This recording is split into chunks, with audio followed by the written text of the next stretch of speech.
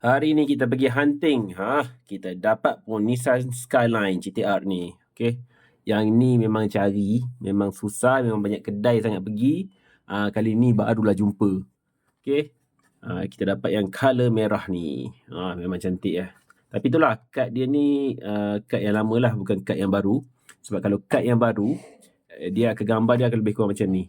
Okay. Dia buat macam ni lah gambar dia. Ini kad yang baru.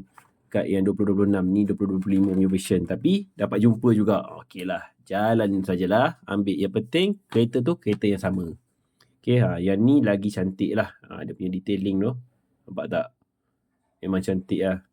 Tapi belakang dia tak ada lah dia punya ni. Dia punya color-color dekat lampu. Tapi okey lah kan. Depan pun tak ada. Tapi tepi dia cantik. Memang cantik dengan rim dia color gold. Memang mantap. Okey. So siapa yang nak hunting tu teruskan hunting sampailah jumpa. So yang ni warna merah kalau panas, kalau sejuk jadi warna hitam. Okay. Cantik Nissan Skyline. Cepat-cepat hunting.